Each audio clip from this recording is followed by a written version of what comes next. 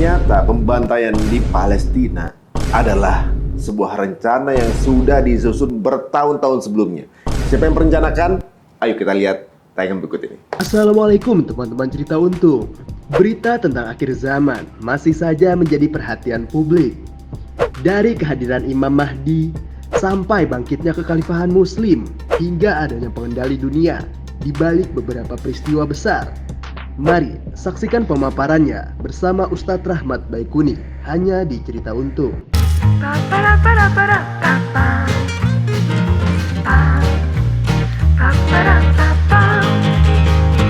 Assalamualaikum warahmatullahi wabarakatuh. Alhamdulillah teman-teman semuanya sekarang bisa kembali kita bertemu dengan Ustadz yang paling banyak teman-teman komen tanyain kelanjutannya. Dan sudah alhamdulillah berada di depan kita Ustadz Rahmat Baikuni. Assalamualaikum warahmatullahi wabarakatuh. Waalaikumsalam warahmatullahi wabarakatuh. Mas Ari, sehat Mas Ari? Alhamdulillah. Mas Ari sehat? Alhamdulillah. Ya, luar biasa on terus nih Mas Ari. Waduh, sama-sama ini berhubung ini Ustadz nih trafficnya udah kemana-mana nih. Iya, Karena iya, menjelang akhir zaman ini kayaknya semua butuh info. Jadi kemana-mana Ustadz nih. Berhubung lagi di Jakarta, alhamdulillah kita tangkap ini nih. Nih Ustadz, banyak yang penasaran dan sepertinya kajian-kajian Ustadz di beberapa waktu yang lalu sebelum-sebelumnya gitu. Orang mungkin banyak yang nggak terlalu menganggap itu menjadi sesuatu yang urgent untuk didengarkan. Tapi pikir kiamat masih nanti, akhir zaman masih nanti dipikir gitu. Tapi belakangan ini semua yang pernah diutarakan itu sedang terjadi. Gitu kan. Iya. Dulu mungkin pernah banyak yang bilang, cocokologi bla bla segala macam. Tapi kejadian sekarang bagaimana tuh dulu dengan hal itu? Nah, sekarang interest teman-teman terhadap akhir zaman seperti apa ini sedang meningkat gitu. Karena beberapa hal yang sudah dinubuahkan dalam Al-Qur'an yang dibicarakan ternyata sedang terlaksana sekarang. Nah, ini banyak yang penasaran nih sebelum kita ada beberapa pertanyaan yang juga menjadi titipan. Sebenarnya penyerangan sekarang ini dalam Quran kan memang sudah dibilang Ustaz ya, akan terjadi saja. Apa ini grand design dari zaman dulu gitu, memang sudah ada. Atau mungkin ya kebetulan terjadi begitu aja Ustaz. Pertama kita bicara dari sudut pandang Al-Quran. Di dalam Al-Quran Allah SWT mengatakan bahwa mereka, tanda petik ahli kitab, itu tidak akan pernah berhenti memerangi kalian. Dengan berbagai macam cara, baik lewat face to face di medan perang, atau lewat pemikiran, wasul fikri, ataupun lewat ekonomi, ataupun lewat apapun, yang penting mereka tidak akan pernah berhenti memerangi kita. Itu ada dalam Quran surat Al-Baqarah ayat 217. A'udzubillahi minasyaitonir rajim. Wa la yazaluna yuqatilunakum hatta yuruddukum an dinikum in istata'u. Tujuannya adalah kita murtad dari Islam. Kalau kita sudah murtad dari Islam, selesai mereka. Selesai tugas mereka. Yang kedua, Allah Azza wa Jalla sudah mengatakan bahwa mereka, orang Yahudi dan Nasrani, ahli kitab ini tidak akan pernah ridho kalau kita hidup dengan cara Islam. Artinya selama dengan cara Islam, selama kita hidup dengan cara Islam, maka selama itulah mereka tidak ridho. Dan ketidakridhoan mereka diwujudkan dengan memerangi kita. Kenapa mereka memerangi kita? Karena mereka adalah bangsa yang paling benci kepada orang-orang beriman. Itu ada dalam Quran surat subhanallah Al-Maidah kalau tidak salah. A'udzubillahi minasyaitonir rajim. La tajidanna asyaddan nasi adawatan lil ladzina amanu al-yahuda wal ladzina asyraku. Ini Allah yang mengatakan begitu. Dan Allah menggunakan lam taukid dan nun taukid tsakilah, artinya pasti didapati. Muhammad, engkau pasti akan mendapati. La tajidanna asyaddan nas, sehebat-hebatnya manusia adawatan, permusuhannya, kebenciannya lil ladzina amanu, bagi orang beriman, al-yahuda wal ladzina asyraku, orang-orang Yahudi dan orang-orang musyrik. Nah, menariknya dalam ayat ini, kalau Yahudi pasti disebutkan Yahudi. Tapi yang kedua, waladina asroku, nasoronya hilang. Walang tardu angkal Yahudi wala nasoro. Ayat yang itu menyebutkan nasoronya. Yang kedua, nasoronya hilang. Tapi diganti aladina asroku, orang-orang yang musyrik. Artinya, ternyata yang benci seperti Yahudi bukan orang-orang Nasoro saja. Tapi juga ada orang yang mengaku Islam, tapi benci pada kaum muslimin. Ya, contohnya mereka yang agamanya Islam, tapi akidahnya bisa dibeli, sehingga mereka menjadi influencer yang berani dibayar sama Yahudi. Itulah yang terjadi hari ini. Itu berarti hitungannya udah musyrik tuh berarti? Sudah musyrik. Pantes ya. Sudah musyrik. Jadi penjajahan atau juga kemurtadan itu bukan semata-mata dia orang yang pindah agama. Tapi kemudian lebih mengikuti apa yang diinginkan oleh mereka. Betul. Itu udah bagian dari kemurtadan itu gitu. Jadi gaya hidup, kemudian pola pikir gitu. Kemudian juga itu kan sama aja berpihak dengan yang memusuhi Islam. Nah, makanya ada fatwa para ulama. Ini adalah implementasi dari pembahasan tauhid. Para ulama memberikan sebuah format yang saya yakin siapapun ulama yang ahlu sunnah wal jamaah akan paham dengan konteks ini. Ada satu konsep mengatakan, intisarul kafirina wal musyrikina fi qitalil muslimina fahuwa kufrun. Menolong orang-orang kafir dan orang-orang musyrik yang memerangi Islam, ditolong, itu sudah kafir, sudah musyrik. Contohnya, kita membantu memenangkan Yahudi dengan komen kita, padahal sudah jelas-jelas Zionis Yahudi ini sedang memerangi saudara kita, sedang menghancurkan mesin, itu sudah banyak di bagian dari mereka. Dan itu sudah mutlak kafir dan sudah musyrik. Luar biasa. Kenapa demikian? Karena dalam konteks seperti sekarang ini, jihad sudah fardu ain. Dalam hal ini, dukungan sedikit pun pada musuh-musuh yang memerangi kaum muslimin itu sudah kafir. Satu itu. Nah, kemudian yang kedua, ternyata kemusyrikan bisa dilakukan oleh orang yang bertakwa, mengklaim dirinya bertakwa, mendirikan salat dan suka bertobat. Ya, ada satu ayat menarik nih dalam Quran surat Ar-Rum. Ya, surat Ar-Rum ayat ke-31. A'udzubillahi minasyaitonirrajim. Munibina ilaih, dengan selalu bertobat kepada Allah. Wattaqu, dan bertakwa kepadanya, wa aqimis sholata, dan mendirikan salat. Wala takunu minal musyrikin, dan jangan kamu termasuk orang-orang musyrik. Loh, kan sudah tobat, takwa dan sholat, kok masih dilarang jangan syirik? Apakah tidak cukup tobat, takwa dan sholat membuat orang terbebas dari syirik? Betul. Apakah berarti ada orang yang suka bertobat, takwa dan sholat masih bisa melakukan kemusyrikan? Betul. Pertanyaannya, kemusyrikan apa yang dilakukan oleh orang yang suka tobat, takwa dan sholat? Yaitu yang kata ayat berikutnya, surat Ar-Rum ayat 32, minal ladina farraqu dinahum, yaitu orang-orang yang memecah belah agama mereka. Kalimatnya farraqu, rohnya ditasydid. Artinya bukan hanya satu perpecahan, banyak perpecahan. Agama dipecah belah. Kullu hizbin bima ladayhim farihun, dan tiap golongan merasa bangga dengan kelompok mereka. Ada bangga dengan namanya, bangga dengan ulamanya, bangga dengan jumlahnya, bangga dengan ide-idenya. Mereka lah orang-orang musyrik. Pantesan ini menjadi satu senjatanya mereka ya untuk kemudian membuat nggak solid itu dengan cara dipecah-pecah. Di zaman dulu waktu itu kan dibikin koloni-koloni itu, bendera sendiri masing-masing. Dan sekarang pun begitu. Pengajiannya beda, benderanya beda, yang lain salah gitu kan. Itu bagian dari untuk memecah belah persatuan. Grand design. Dan membuat mereka jauh dari Allah. Jauh dari pertolongan Allah. Ada satu logika yang menurut saya ini menarik. Pertama ini, Yahudi tahu diri mereka etnis minoritas dengan ide-ide yang brutal mereka. Dan mereka paham dunia tidak akan menerima perbuatan brutal mereka. Tapi kok mereka bisa sekarang melakukan kebrutalan di negara yang mayoritas Muslim?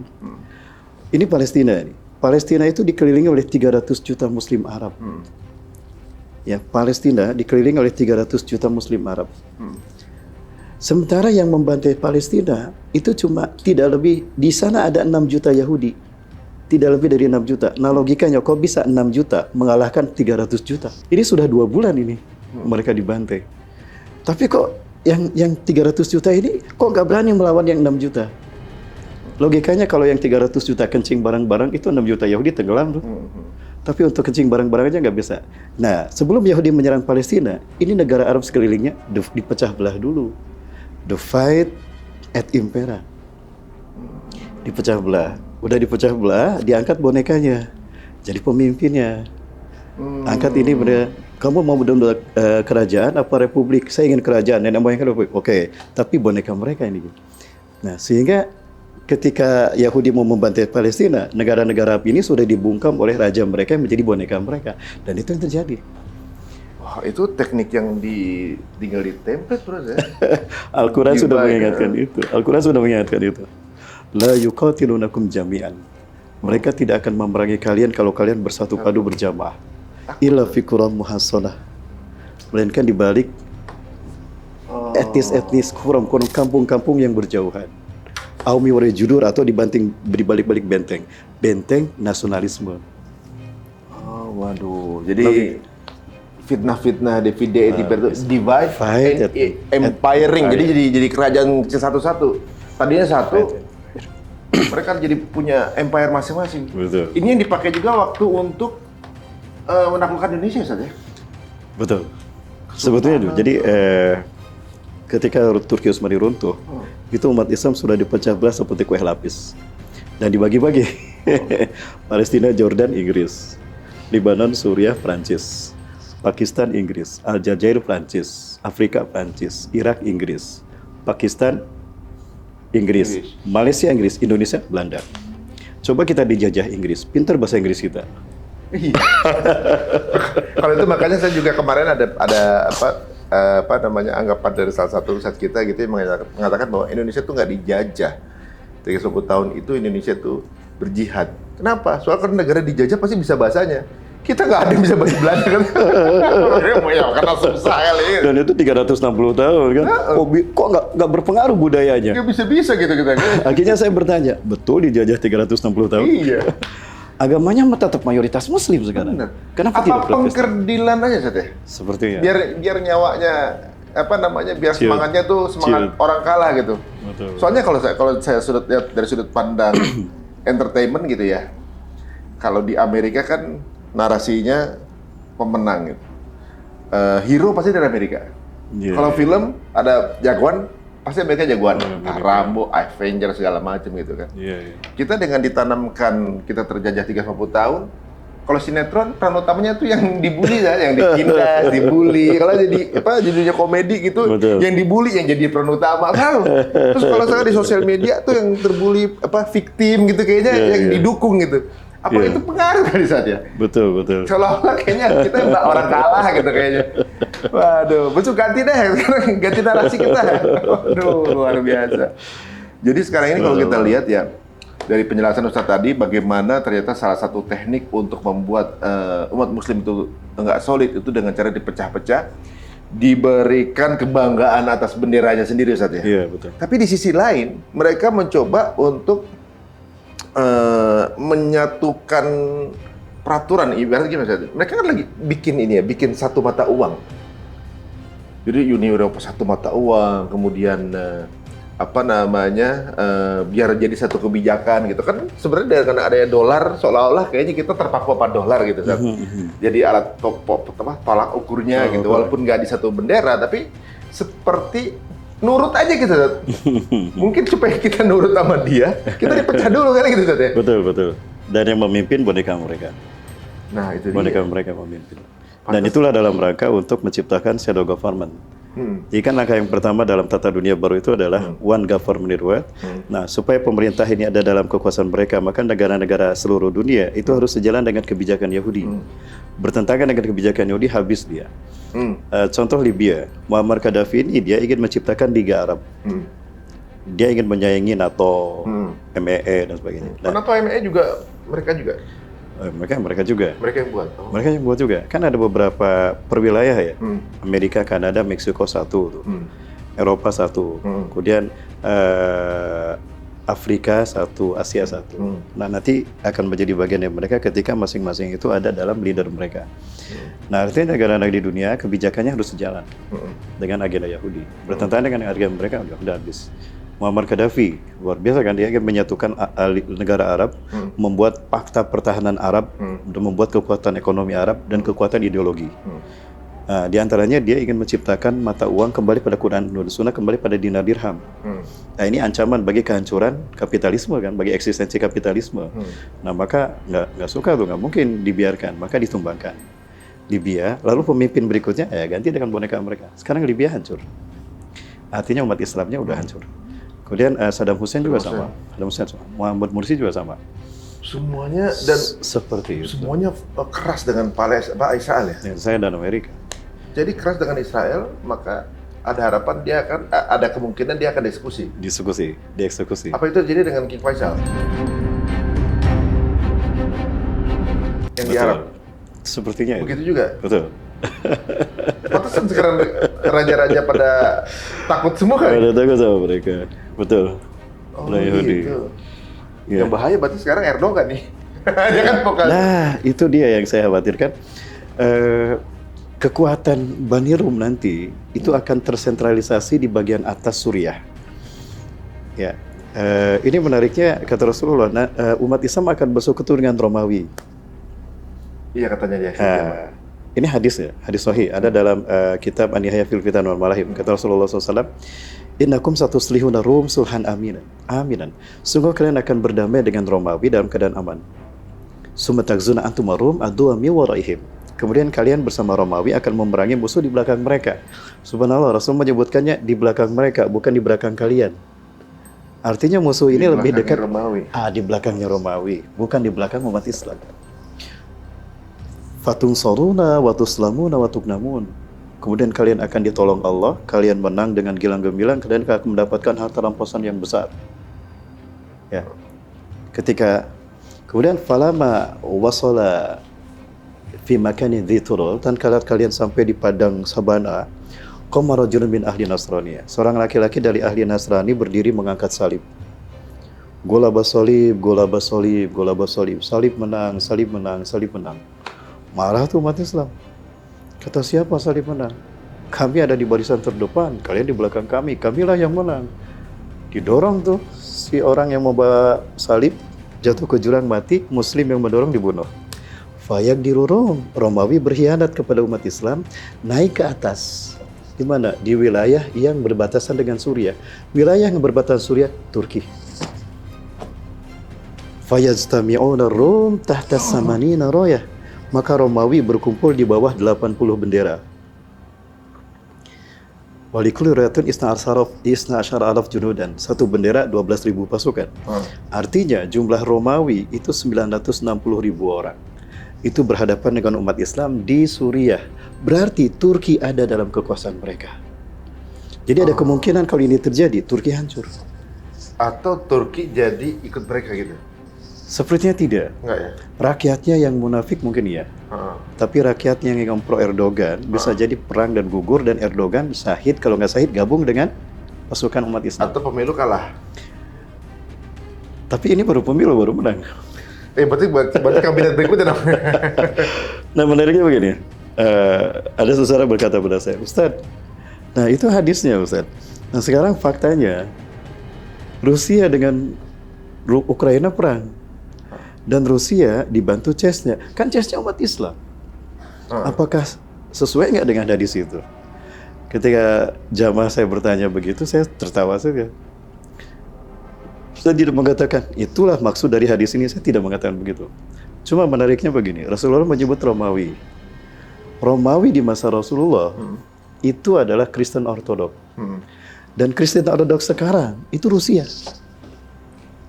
Yang Ortodok Rusia, bukan London ya? Bukan Rusia. London itu, mohon maaf. Udah tinggal orang tua ya? London sekarang itu Katolik sebetulnya. Oh Katolik. Nah Protestan itu ke Irlandia. Oh. Maka Inggris dengan Irlandia perang kan?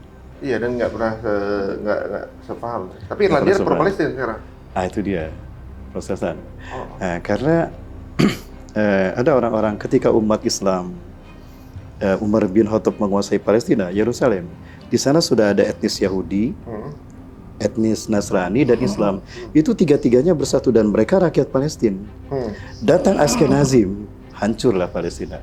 Yang dibantai bukan hanya orang Islam Palestina, Yahudi Kristen juga dibantai. Asal Palestina semua. Asalkan semuanya Palestina. Nah, siapa yang membantainya? Ashkenazim, yang dulu mereka menghancurkan Rusia dengan revolusi Bolshevik. Orang-orang jutaan orang Kristen Ortodok dibantai kan? Dibantai. Nah, Kristen Ortodok. Jadi pusat Kristen Ortodok itu Rusia. Nah, Rusia sekarang perang dengan Ukraina. Nah, Ukraina kan di belakang Rusia, bukan di belakang CES-nya. Dan CES-nya Muslim. Proses kebangkitan Islam itu kan dimulai dengan munculnya Imam Mahdi, dengan dibayatnya Imam Mahdi. Bayangkan, sejak Imam Mahdi dibayat sampai Islam tegak, tidak pernah ada peperangan yang berhenti. Berapa tahun itu rencana? Nah, kalau disebut berapa tahun, wallahu a'lam bishawab ya. Nggak tahu ya. Cuma perangnya banyak. Perangnya banyak. Yang pertama, ketika Imam Mahdi dibayat, itu sedang terjadi perang dunia. Sedang terjadi perang dunia. Berarti akan ada perang dunia dong. Akan ada lagi dong. Maksudnya perang ini sedang ada sebuah peperangan sedang berlangsung. Ya, Rasulullah menyebutkannya Ahzab kalau tidak salah ya. Nah, orang-orang menyebutnya Armageddon. Kenapa disebut Armageddon? Karena pada perang itu teknologi masih ada. Sehingga orang perang menggunakan nuklir masih memungkinkan. Nah, itu yang pertama. Nah, kemudian di sisi lain ada terjadi deislamisasi. Ya, terjadinya penghinaan dan pelecehan pada Islam, agama Islam diinjak-injak, Allah dihujat, Nabi dinistakan. Kemudian juga umat Islam nyawanya dianggap murah. Nah, itu kerusakan yang sangat besar. Nah, kata Rasulullah SAW, justru munculnya Imam Mahdi di masa seperti itu. Yakhrujul Mahdi fi akhiri ummati inda ikhtilafi minan nas wa zalazil. Imam Mahdi akan muncul di akhir umatku ketika banyak terjadi perselisihan, perang, dan banyak terjadi bencana alam. Indikatornya itu. Nah, ada indikator lain, Imam Mahdi ini akan muncul setelah matinya penguasa Hijaz, Raja Hijaz. Hijaz itu tempat yang terbentang dari Mekah ke Madinah. Artinya, Imam Mahdi akan muncul ketika Raja Saudi Arabia meninggal.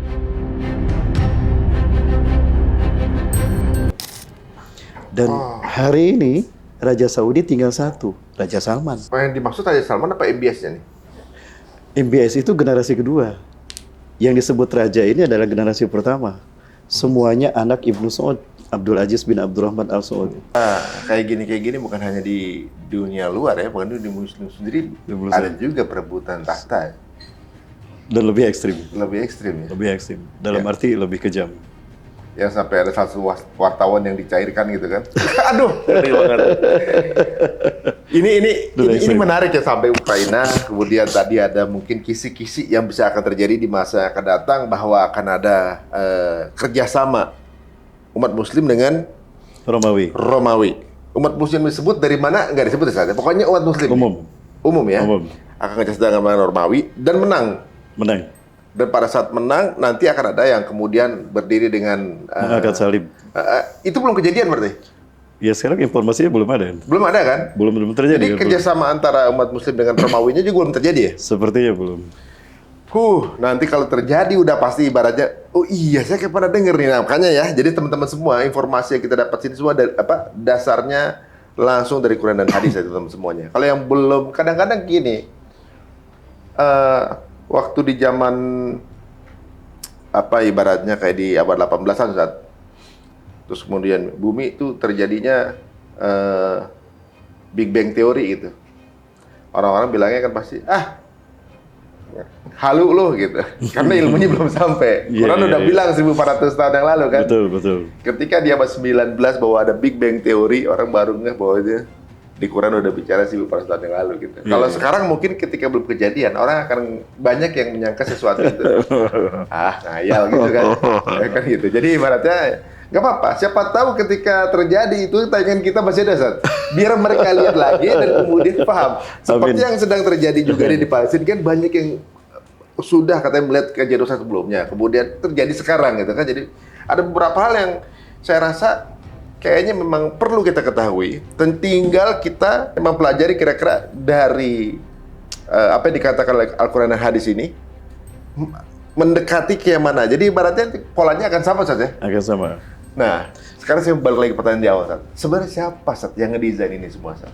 Jadi ibaratnya kalau dari cerita Ustadz berarti kan sebenarnya baru berawal sejak runtuhnya Daulah Islamiyah kan berarti. Iya. Semua di grand design segala macam ini. Sebetulnya bukan baru dimulai di situ.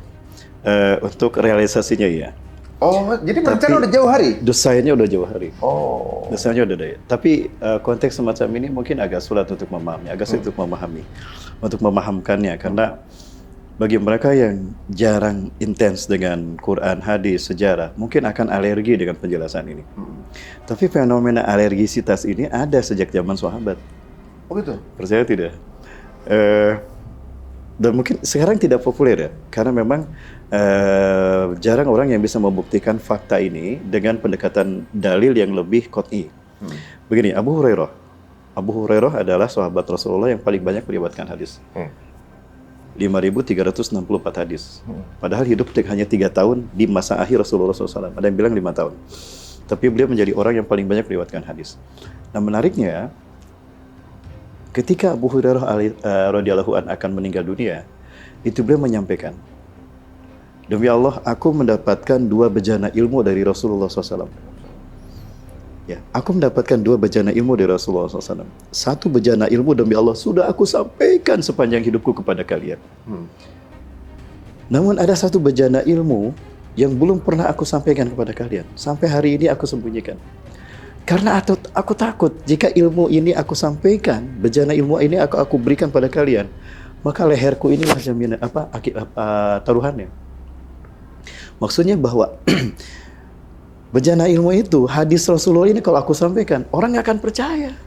Bahkan mungkin saya dituduh gila, atau mereka akan menghukum saya dengan memenggal leher saya. Atau dianggap yang sebelum itu palsu semua. Disebut palsu semua, cocok logi semua. Abu Hurairah mengatakan demikian. Nah, saya kaget. Emang apa yang disembunyikan Abu Hurairah? Penasaran, Ustaz. Apa, Ustaz? Emang apa? Nah, ternyata ada ulama, hal ini ternyata diungkapkan oleh seorang ulama abad kedua Hijriah, berasal dari bumi Syam, Palestina. Dan faktanya, manuskripnya ada di Museum Nasional Turki. Bahwa ternyata fakta-fakta Perang Dunia Ketiga sudah disebutkan Rasulullah SAW. Dalam hadisnya, yang sama Abu Hurairah disembunyikan. Sampai akhir hayatnya, menjelang wafat, baru disebutkan. Karena Abu Hurairah takut, para sahabat nggak akan paham. Emang apa yang Abu Hurairah sembunyikan? Rasulullah dalam hadis-hadis itu menyebutkan arus, alhir, Amerika. Amerika tersebut. Amerika. Arus. Siapa arus? Alhir. Siapa alhir? Kucing besar. Siapa kucing besar? Negara berkaca. Siapa negara berkaca? Amerika. Ratu dunia. Amerika. Siapa negara ratu dunia Amerika?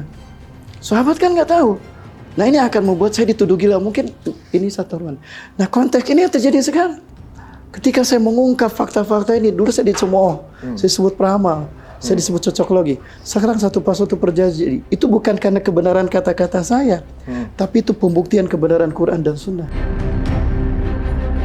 Kalau belum kejadian, orang pasti nyangkanya halu gitu ya.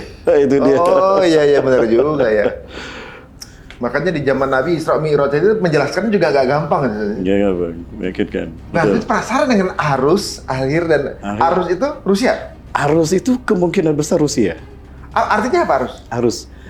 Jadi gini, ini Rasulullah SAW dalam bejana ilmu yang dikatakan oleh Abu Hurairah itu ternyata hadis Rasulullah tentang perjalanan Perang Dunia Ketiga. Bahkan Rasulullah menyebutkan Perang Dunia ke-1, Perang Dunia ke-2, Perang Dunia ke-3. Perang Dunia ke-1, pengkhianatan di antara kelompok ahli kitab. Dan itu kan terjadi antara mereka juga kan, maksudnya bukan umat Islam kan. Nah, kemudian muncullah seseorang laki-laki yang membawa ulah di dunia. Orang-orang menyebutnya Al-Hir. Ya. Dia tinggal dari sebuah negara yang orang-orang manusia menyebutnya Jerman. Rasulullah menyebutkan itu. Orang-orang menyebutnya Jerman dan dia bernama Al-Hir. Ya. Dan dia dikuatkan oleh negara yang dia dikenal orang dengan nama Arus. Ya. Maka muncullah kelompok bangsa, sebuah bangsa yang dia sebetulnya ratu tempat maksiat, orang-orang buruk yang orang-orang mengenal dia dengan sebutan Amerika, dan di sanalah adanya ratu dunia. Orang-orang menyebutnya ratu dunia Amerika. Itu ada di hadis? Ada dalam hadis yang disembunyikan Abu Hurairah. Yang pada saat itu Abu Hurairah berpikir, kalau aku sebutkan, orang akan menuduh saya gila, apa, atau mungkin nyawa saya taruhannya. Makanya disembunyikan. Demi Allah sekarang kalian akan menyaksikan aku akan mati. Aku takut menyembunyikan ilmu. Ini sekarang aku sampaikan. Nah, menariknya itu, sekarang faktanya terjadi. Step by step Perang Dunia Ketiga, perang demi perang yang disebutkan dalam hadis itu, sekarang terjadi. Arus, Rusia. Al-Hil, Hitler. Betul kan? Hitler di Jerman. Ratu dunia, Amerika. Ratu dunia, patung Liberty kan ratu. Dan patung dunia Liberty di mana? Di Amerika. Ya, tempat maksiatnya manusia, tempat orang berbuat dosa. Terusannya Amerika benar? Amerika. Rasul menyebutkan Amerika. Namanya itu gitu. Namanya disebutkan. Berarti bagian dari kerusakan Perang Dunia Pertama udah termasuk bagian dari kerusakan. Sudah. Bahkan Rasul menyebutkan tahunnya. Dan ketika saya hitung tahunnya di fase pertama 13 Hijriah, itu Perang Dunia Pertama. Ya. Perang Dunia Di tahun pertama akan terjadi perang seperti ini, disebutkan perang antar mereka. Kemudian perang dunia kedua, ada seseorang yang bernama Hir dari negara Jerman. Ya, itu di putaran perang kedua di tahun 1300-an Hijriah. Perang dunia kedua kan 1300. Nah, perang dunia ketiga itu disebutkan 1400-an. 1400-an? 1400. Sekarang 1400 kan? Saya khawatir ya karena Hijriyah. Hijriah. Oh. Sekarang 1440 Hijriah. itu ya kan? 1400-an. Cuma banyak teks yang terpotong di manuskrip itu, dan sekarang manuskripnya diklaim ada di Turki, Perpustakaan Nasional Turki. Nah, sekali lagi ini bukan merupakan sebuah kebenaran mutlak, karena pertama keberadaan manuskrip itu sendiri tidak di blow up dan orang tidak mempelajarinya. Yang kedua, orang-orang yang mau mempelajari itu maka akan diserang oleh Barat, Malah mereka yang kepengen tahu. Maka mereka yang menggali itu dan mereka merancang strategi untuk hal itu tidak terjadi. Kalau bisa mereka udah tahu duluan. Betul. Dan bagaimana menunda atau juga menghambat biar itu kejadian kan. Betul, gitu. betul. Dan mereka berharap Hitler bisa hidup lama kan gitu. Hitler apa namanya? Dajjal bisa hidup lebih lama kan gitu. Bagaimana kemudian Dajjal juga berusaha untuk membunuh Nabi Isa biar dia juga nggak dibunuh. Walaupun udah ditetapkan sepasti matahari terbit gitu ya. Betul, iya. Ada fakta-fakta yang menurut saya dikemukakan dalam beberapa nas-nas Quran, nas hadis ya, tarikh. Namun mungkin itu perlu pendalaman yang lebih dalam lagi. Contohnya begini, tentang pertemuan iblis dengan Dajjal di segitiga Bermuda. Itu menarik. Iblis kan nama aslinya Ajazil, Dajjal nama aslinya Samiri. Iblis dia membuat singgasana di segitiga Bermuda. Jadi kenapa ada orang yang lewat segitiga Bermuda hilang, kapal terbang, kapal selam, kapal laut hilang, itu karena di sana ada istana iblis. Iblis membuatnya dari cahaya. Maka siapapun yang lewat sana akan hilang. Itu misteri segitiga Bermuda. Belum bisa terpecahkan sekarang. Sebetulnya ada satu penjelasan dari Muhammad Isa Daud yang bagus dalam buku Dajjal akan muncul dari segitiga Bermuda. Bahwa sebetulnya mereka tidak hilang. Mereka ada di sana, cuma tertutup oleh cahaya sehingga kita tidak bisa melihat. Logikanya seperti gini, ada anak kecil main di waktu maghrib, sudah maghrib, bahasa Sunda nama sarupna lah, bisa disumputkan jurik. Nah faktanya itu, anaknya ada di depan rumah, tapi tidak terlihat oleh orang tuanya, dia bisa melihat orang tuanya, tapi nggak bisa ngomong. Ketemu subuh, anak itu sedang tidur di situ. Dan dia bilang, aku nggak kemana-mana, aku nggak bisa ngomong. Nah faktanya seperti itu. Sehingga ada challenge, silakan saja kalau muslim lewat, yakin imannya kuat, nggak akan hilang. Di situ segitiga Bermuda. Di segitiga Bermuda itu nggak hilang. Nah, disitulah tempat bertemunya iblis dan Dajjal, Ajazil dengan Samiri. Ketika Ajazil bertemu, Ajazil sangat senang sekali. Dan Ajazil mengatakan, hari ini adalah hari yang aku tunggu-tunggu sejak aku diturunkan dari surga ke dunia, di mana aku dipertemukan dengan saudara kembarku. Panggillah dia oleh kalian sebagai Paman Sam. Paman Sam. Itu tulisannya begitu kan? Tulisannya seperti itu. Ini kajian ini beberapa data yang saya baca itu dulu banget ketika WTC hancur. Ketika WTC dihancurkan, itu referensi itu saya baca. Qadarullah-nya referensi itu hilang semua ketika teman-teman ada yang menyerang. Sampai saya lupa itu bukunya mana, bro, mana bukunya? Udah dibakar, saya takut dicari sama. Seperti itu. Sayangnya seperti itu. Sehingga saya kehilangan data-data itu. Waduh. Berarti sebenarnya pun yang akan terjadi itu sudah ditulis ya. Sudah ditulis. Cuma memang challenge-nya bagaimana menghadirkan manuskrip itu atau tulisan itu sulit ya. Jadi sulit sekarang yang mempelajari juga sedikit karena itu disembunyikan sama Bu Roy. Betul. Waduh, dan sebenarnya Ustaz, kalau semuanya ini kan sudah didesain gitu ya. Dan ternyata pun sudah diramal juga di Quran. Akan ada yang mendesain soalnya, ada yang mendesain, ada yang mengatur, yang membuat kehancuran segala macam. Ini berarti kalau kita lihat dari cerita Ustadz episode sebelumnya, ujung permasalahan pangkal dari kehancuran ini paling banyak dilakukan oleh Yahudi. Mereka sebagai eksekutor di lapangan. Eksekutor lapangan. Ya, karena hakikatnya ketika iblis dan Dajjal bertemu, dan itu dalam kacamata Quran, dalam logika Quran Sunnah, itu pasti terjadi. Itu pasti terjadi. Karena bagaimanapun iblis tidak bisa sempurna mewujudkan ambisinya menghancurkan manusia yang diungkapkan di hadapan Allah. Ya.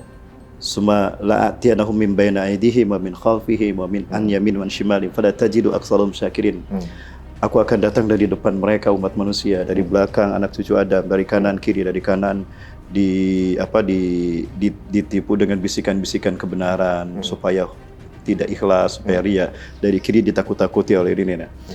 Itu iblis tidak bisa leluasa sempurna mewujudkan ambisinya kepada umat manusia. Kenapa? Karena dia tidak terlihat, dimensinya berbeda. Dia dimensi gaib, manusia dimensi nyata. Qadarullah sama Allah dirangsang, istidrat, lahir manusia yang perilakunya mirip dia. Tapi ya untuk dari segi gaya hidup ya bisa ada orang yang kemudian hidupnya seperti si makhluk ini. Iya, betul. Sebagai penggambar manusia juga bahkan sampai selaknat ini nih kekejaman nih, misalnya kayak gitu kan. Nah, cuma yang menjadi pertanyaan saya tuh gini. Semua yang terjadi kayak perang dunia gitu kan, perang dunia, kemudian mengontrol currency, membuat kebijakan perbankan dunia, itu kan grand design, Betul. Yang diatur itu bukan satu RT, satu rumah, satu komunitas, tapi yang diatur adalah dunia. Dunia, betul. Kan dalam rangka untuk menaklukkan berbagai negara dengan berbagai kebudayaan, tata cara segala macam, itu kan diperlukan pengetahuan yang lebih untuk itu gitu. Iya. Apa mereka ini sepinter itu satu ibaratnya. Saya paham. Maksudnya betul. Itu kan lagi pula bukan hanya jangka pendek, jangka panjang tuh bertahun-tahun gitu, dia udah tahu ini kalau ini lawan ini, ntar lama-lama ini kita bisa punya negara di Palestina gitu kan. Betul. Udah didesain istiqomah banget mereka tuh kan ya, untuk pasti itu. Mereka tidak bergeser sedikit pun, selalu terjadi. Jadi begini, istiqomah dari manusia. Ya, betul. Jadi gini, Mas Ari, itu lanjutannya tadi. Ketika iblis dan dajjal bertemu di segitiga Bermuda, ya, lalu kemudian mereka merancang untuk melakukan berbagai macam rekayasa, manusia konspirasi untuk menguasai dunia. Nah, mereka lah yang berada di balik layar. Nah, siapa pelaku dari keinginan mereka? Pelayan setia mereka. Siapa pelayan mereka? Pelayan setia mereka adalah Yahudi Ashkenazim. Yahudi Ashkenazim ini akan dicerdaskan lebih cerdas dari manusia siapapun. Karena Rasulullah SAW mengatakan Dajjal itu Allah berikan karunia kecerdasan 60 tahun di atas akal jenius manusia. Jeniusnya Bill Gates, jeniusnya pemilik Facebook, Twitter, itu adalah ciptaan Dajjal. Ketika manusia baru bisa menciptakan pesawat mendekati kecepatan suara, Dajjal itu kecepatan pesawat karya dia itu 5 km per detik.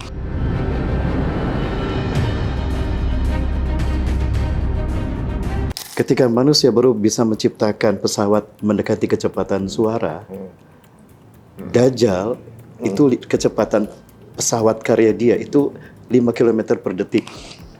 Per detik. Kata Rasulullah SAW ketika ditanya, ya Rasulullah seperti apa kendaraan Dajjal?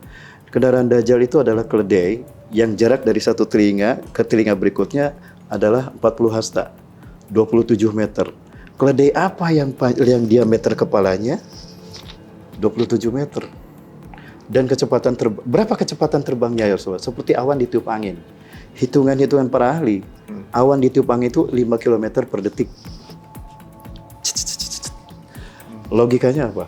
Piring terbang, UFO.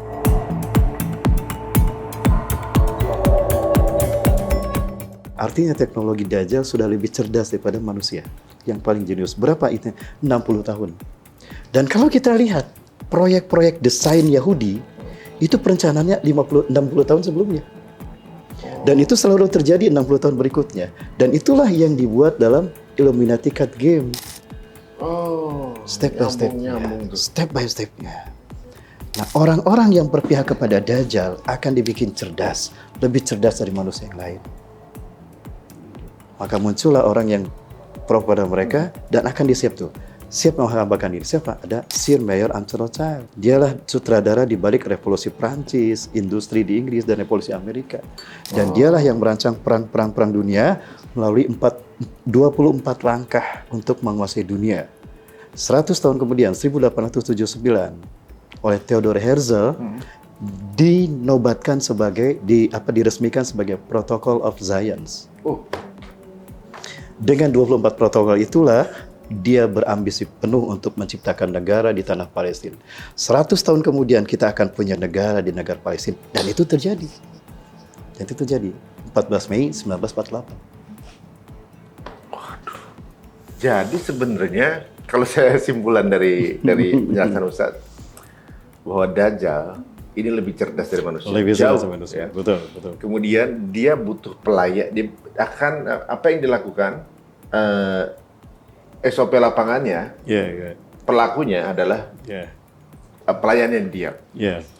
Pelayannya dia adalah yang sekarang itu bangsa Yahudi. Bangsa Yahudi asli. Awalnya dari si Lord tadi, gitu kan. Betul. Dan berarti yang dia hanya melakukan step-step yang diinfokan ke dia. Betul. Bukan dia yang pintar, tapi dia diinfokan gitu ya. Untuk lakuin ini, dan dijadikan sebuah buku, dan buku itu yang jadi patokan dalam mendapatkan satu state. Betul. Israel State itu. Israel State. Kalau saya tahu kan, kalau nggak salah, Ustaz, Freemason Carter tahun 1960. Kalau nggak salah ya, 50 atau 60 gitu, 60. Kalau itu di 50 atau 60 saya lupa tuh. 1950 kayaknya. 50 ya? 1950-an. Berarti 60 tahun sebelum kejadian itu ya, berarti ya. Berarti 2010 malah ya. 2010. Jadi proses-prosesnya berjalan itu. Dan 2010 itu sebetulnya bukan hanya satu sisi ya. Ada yang mungkin step by step mereka yang sudah terlaksana, tapi ada yang belum gitu. Tapi tidak di blow up oleh media. Ada yang cover story gitu. Ada yang behind the scan. Yang dikedepankan ini. Sebagai contoh ini. Ini terkait dengan WTC. Ya, WTC itu sebetulnya dihancurkan sebagai cover story. Untuk menutupi agenda besar Amerika. Tahun 95, Amerika kehabisan minyak. Sementara minyak bagi Amerika itu kan ruh bagi negara mereka yang megapolitan. Dan satelit mereka memperlihatkan bahwa Irak dengan Afghanistan itu memiliki minyak yang kalau digabung bisa memperpanjang usia Amerika 150 tahun ke depan. Bagaimana caranya playing victim biar punya hak untuk ngambil minyak itu? Itu dia. Aduh, pinternya. Sekali lagi, kan siapa dalangnya? Cerdasnya 60 tahun sebelum manusia. Iya. Bagaimana caranya biar bisa dia boleh ngeruk tanpa disalahin? Tanpa disalahin. Caranya dengan cara hancurkan WTC. Kebetulan di Afghanistan Taliban ada Usama. Irak ada Al-Qaeda. Al-Qaeda Irak. Al-Qaeda dan Usama satu link. Lalu bagaimana posisi Saddam Hussein? Tuduh aja punya senjata pemusnah massal untuk membantu mereka terlibat terorisme ini. Ujung-ujungnya ngambil. Diledakkanlah WTC, tuduhkan pada Usama dan Al-Qaeda, dan tuduhkan pada Saddam Hussein yang membantu dan tidak takut pada Amerika karena sudah menyiapkan senjata pemusnah massal. Maka Amerika atas nama PBB punya hak untuk memerangi terorisme. Padahal itu maksudnya. Ketika hancur Al-Qaeda, hancur Irak, maka Afghanistan dan Irak akan dipimpin oleh boneka mereka.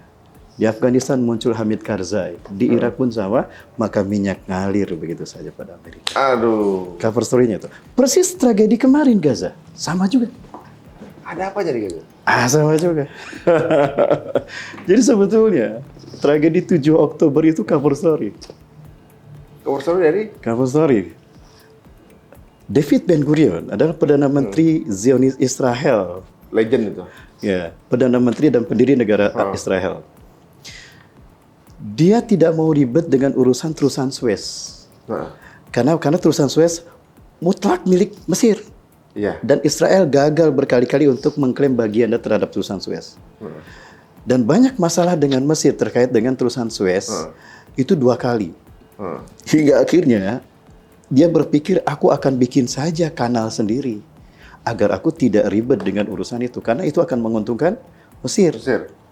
Maka dibuatlah sebuah kanal di mana dia akan menghubungkan Teluk Aqaba itu langsung ke Laut Tengah. Aqaba Jordan. Aqaba Jordan. Tapi kan harus motong tuh, Ustaz. Itu masih daratan kan? Itu dia. Ketika dia mencari membuat berdasarkan rute awal, itu melingkari Gaza. Itu resikonya besar.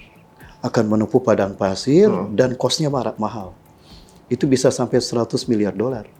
Tapi kalau dari Aqaba lurus ke Gaza, itu 50% bisa dipangkas. Jadi gimana caranya? Maka ini kanal Ben Gurion harus melalui Gaza. Caranya gimana? Usir tuh orang Gaza. Intinya ini ekonomi juga ya. Ekonomi juga. Perebutan pengen cari keuntungan untuk bisa nguasain dunia lah jatuhnya kan. Betul ya. Jadi traffic minyak dari Timur Tengah bisa ngalir lebih mudah. Dan bahkan itu jadi ekonominya lagi untuk bangsa Israel. Dan itu disepakati Amerika. Bener lah, kamu cerdas, sok saya dukung. Amerika, Inggris, Kanada, Prancis itu didukung. Maka ketika mereka membantai Gaza, kan negara-negara ini mendukung Israel. Hanya untuk ambisi itu, mereka menghalalkan darah kaum muslimin Gaza. Gila kan? Dan biayanya maksimal hanya 55 miliar dolar, tidak sampai 100. Dan jaraknya lebih dekat lagi. Jarak tempuhnya. Tapi sebenarnya sekarang ini kan mereka habis-habisan nih, Ustaz. Sehari untuk biaya perang 4 triliun. Betul. Israel. Dikit lagi bangkrut ini, maksudnya suplai dana dari Amerika lagi di parlemen katanya dikurangin kan gitu. Dan sekarang lagi proses untuk minta patungan dengan warga mendanai perang, gitu kan? Karena mereka nggak menyangka bahwa perang ini jadi segini lama. Betul. Jadi di luar perkiraan, pikirkan dengan negara adidaya Amerika, Prancis, Inggris gitu kan, ditambah Israel sendiri yang waktu itu pernah menang Arab Spring kalau nggak salah lawan 3 negara gitu kan. Iya, betul. Sekarang dia dibantu berapa negara lawan kelurahan nggak bisa menang kan gitu kan. Ini bingung. Lebih dari 3 hari. Dan gitu kan sekarang nih udah mau 2 bulan saja. Betul. Udah berapa yang habis? Ternyata ngebangun cuma 55 miliar itu sebenarnya kan. Betul. Tapi di sini saya jadi ambil satu sedikit kesimpulan kecil dari apa yang Ustaz ungkapkan tadi, bahwa memang cukup cerdas ya untuk membuat bagaimana caranya bisa mengeruk wilayah lain tanpa disalahin. Dengan cara playing victim. Kan gitu. Saya dengar dari salah satu ustadz juga, saya lupa, bahwa kekayaan alam lebih banyak di tanah-tanah yang disujudi. Betul. Iya. Di Indonesia banyak, Timur Tengah banyak. Kekayaan alamnya itu benar-benar tinggi gitu. Nah, justru di tempat-tempat lain yang nggak sujud itu nggak punya kekayaan alam, tapi jadi ngiler mau ngambil. Betul. Karena orang kalau lagi kesulitan kan pemikirannya jadi cerdas. Betul. Bagaimana caranya untuk bisa ngambil itu gitu kan? Bisa ngambil kekayaan alam itu. Jadi di sisi lain inilah yang menyebabkan banyak negara Muslim dijajah sampai sekarang nih. Negara Muslim itu dijajah karena ya kita satu berarti nggak punya pemimpin solid nih. 2 gampang banget dibohongin. Karena dibikin perang padahal mengambil minyak. Gitu. Tapi di sisi lain, Ustaz, bisa jadi ini cara Allah untuk menyebarkan agama, Ustaz. Betul. Dengan mereka menjajah negara Islam. Yang fungsinya kan ke negara non-Muslim. Iya, betul. Fungsi negara-negara non-Muslim keisi fungsi. Mereka bilang, lu katanya Islam, kenapa larinya ke negara-negara non-Muslim? Ke negara gua, orang Amerika ngomong gitu kan. Lu pada ngungsi ke negara gua, pulang ke negara lu. Gua akan pulang ke negara gua. Kalau negara lu pulang dari negara gua, kan gitu jawabannya. Jadi sebenarnya ini ada memang sebuah circle yang Allah ciptakan qadarullah untuk menyebarkan agama tanpa disalahin gitu kan. Betul. Itu tadi, jadi satu keyakinan kita sebagai seorang muslim bahwa Allah tidak akan diam atas apa yang dilakukan orang-orang zalim di muka bumi. A'udzubillahi minasyaitonir rajim. Wala tahsabannallaha ghafilan amma ya'malu zalimun innama yu'akhiruhum liyaumin tashkhasu fihil absar. Sungguh jangan kamu kira Allah diam saja atas apa yang dilakukan orang-orang zalim di muka bumi. Sesungguhnya Allah sedang merangsang mereka sampai pada waktu di mana mata mereka akan terbelalak yang pada saatnya ternyata harapan mereka tidak terwujud, justru yang terjadi adalah sesuatu di luar dugaan mereka. Dan sesuatu yang terjadi di luar dugaan mereka, itulah rekayasa Allah. Wa makaru wa makarallahu khairul makirin. Mereka membuat tipu daya, Allah membuat tipu daya, dan tipu daya Allah pasti menang. Ketika memerangi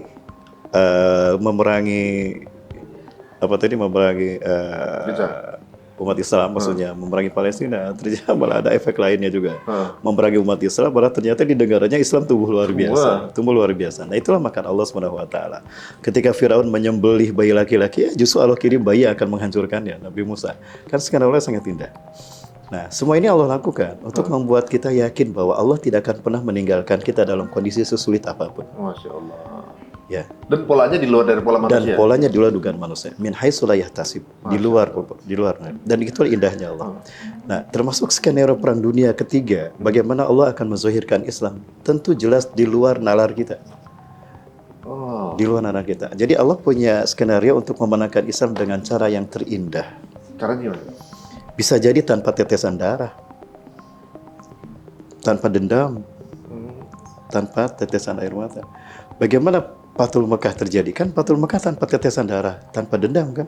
Hanya dengan takbir, tahmid, tahlil, dan tasbih tumbanglah kemusyrikan Arab. Dipikir bakal perang.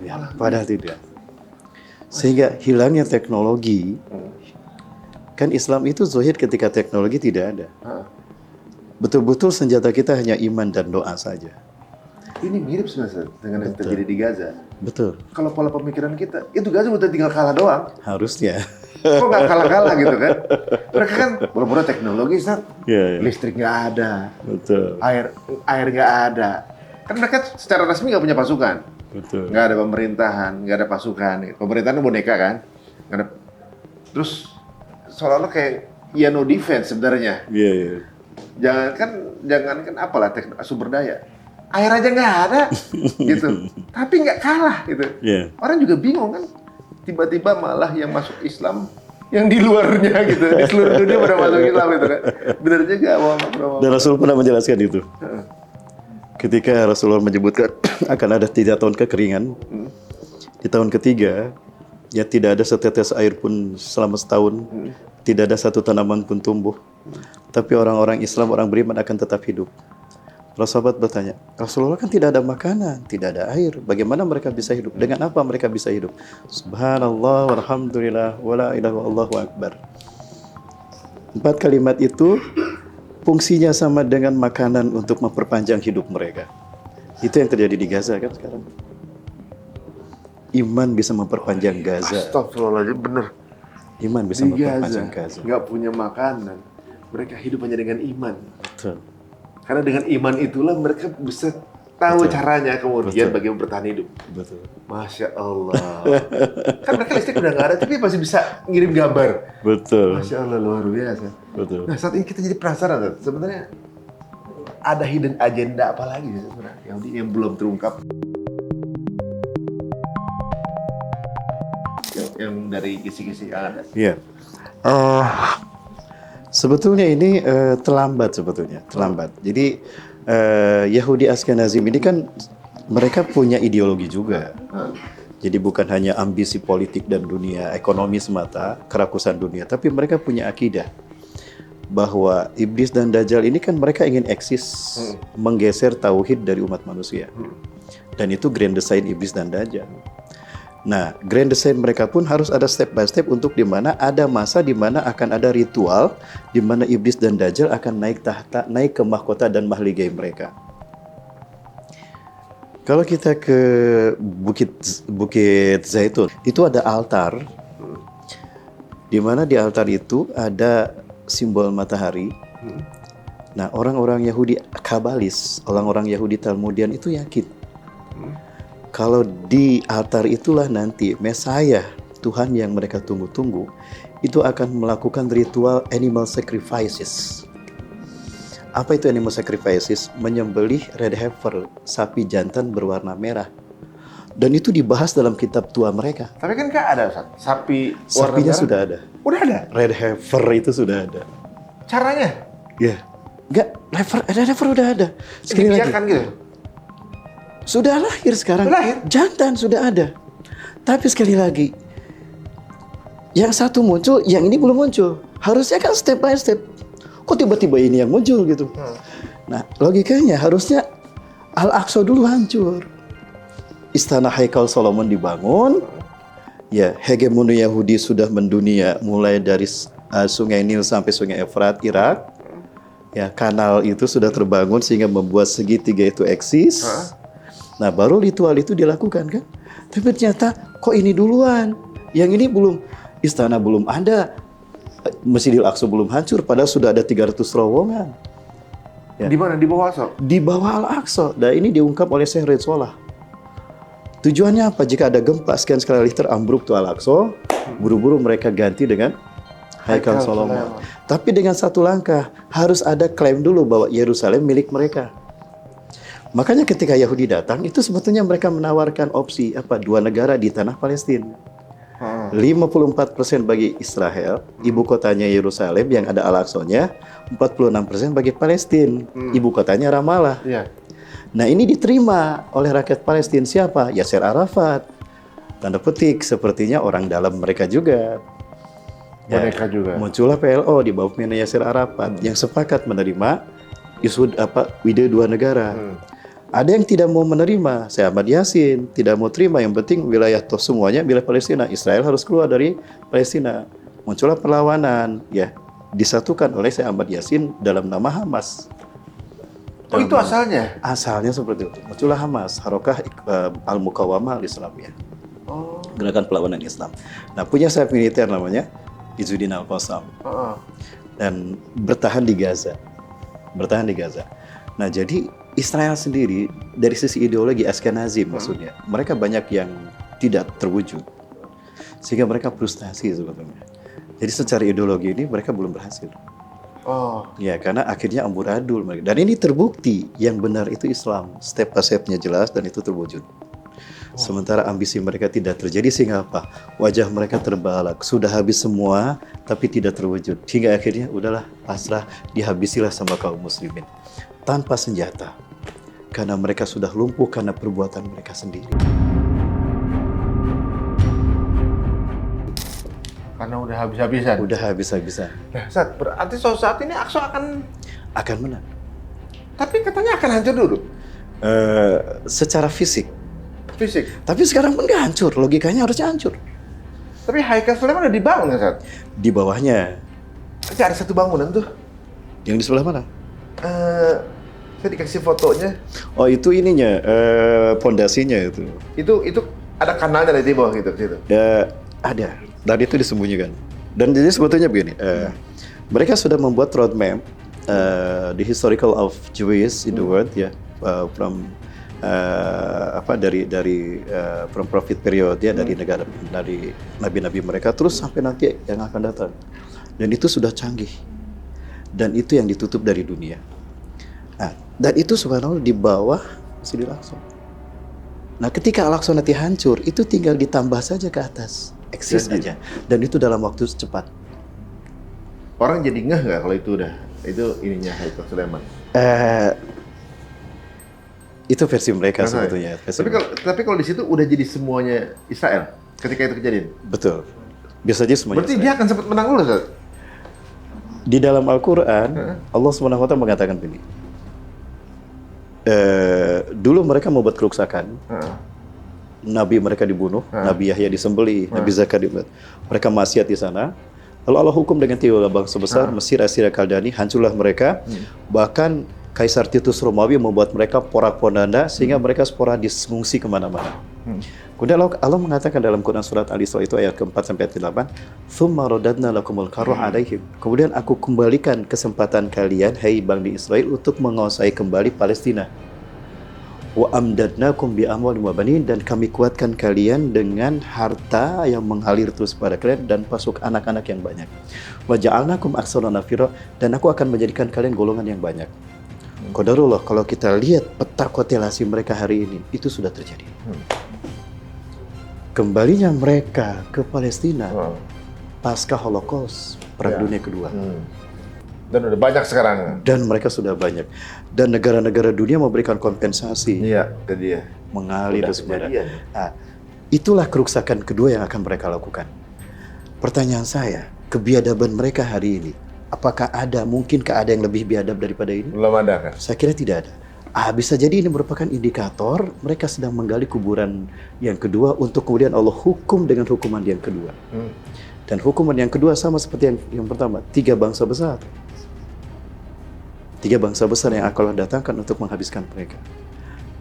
Islam, Syam, pasukan Syam, Palestina, Suriah, ada Izzuddin Al-Qassam. Nanti kekuatan Syam akan muncul. Imam Mahdi sebelum ke Mekah untuk ibadah haji akan membuat kekuatan di Syam dulu. Maka akan muncul pasukan Syam, Palestina, Suriah. Bukan Libanon, bukan Jordan. Libanon, Syiah, Hizbullah kan? Jordan, underbow Inggris. Ya, Terence Edward Lauren kan berdirinya juga itu. Jadi nggak mungkin. Jadi Palestina, Suriah. Yang kedua, Khurasan. Khurasan itu Afghanistan. Ada Taliban. Dan Taliban tidak terkalahkan. Kata Rasulullah, pasukan Panji Hitam dari Khurasan tidak ada negara yang bisa mengalahkan sampai menang. Sampai bendera mereka berkibar di Al-Aqsa, di Elia. Nah, siapakah Khurasan? Siapakah pasukan Nasrullah dari Afghanistan? Tidak ada kekuatan lain kecuali Taliban. 97 Rusia kalah. 2015 Amerika kehilangan 2.600 pasukannya. Sehingga Joe Biden menariknya pada tahun 2020 kan. Ya, terbukti benar. Taliban paling kuat. Sekarang imarahnya ada di mereka. Yang ketiga, Asia Tenggara. Asia Tenggara ini akan berhimpun antara Muslim Melayu Indonesia, Melayu Malaysia, Melayu Patani, Melayu Moro. Akan bersatu menjadi bendera merah putih. Karena hakikatnya merah putih adalah bendera Nusantara.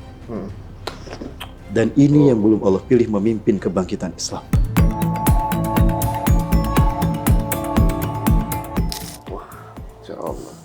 Dan inilah yang disebutkan Rasulullah, aku diberikan 2 pusaka merah putih dan umatku akan berkuasa dari timur hingga ke barat dengan pusaka merah putih itu. Kalau emang iya nih kan? Kalau emang iya ya, berarti mungkin nggak ada kemungkinan, walaupun belum tentu ya, ada kemungkinan nggak Imam Mahdi hadir kitanya masih melek? Kalau melihat dari hadis-hadis kemudian peta sekarang kemungkinan besar bisa juga jika Allah selamatkan kita. Karena sebelum proses Imam Mahdi itu memimpin dunia, akan ada perang besar yang menghabiskan banyak manusia di muka bumi. Bisa jadi 2/3. Besar banget dong tuh. Itu dia. Mungkin itu perang dunia ketiga. Bisa jadi. Dan itu yang dikemukakan oleh Abu Hurairah, yang Abu Hurairah sendiri takut menyampaikannya. Kalau nanti tadi Ustadz bilang bahwa akan terjadi perang di akhir itu tanpa teknologi dan bangkitnya lagi kejayaan Islam, itu bentuk hilangnya gimana, Ustadz? Gimana? Akan tanpa teknologi perang terakhir gitu kan. Tentunya juga ada berbagai asumsi, bisa aja mungkin ada meteor jatuh, listrik mati semua. Hilangnya teknologi.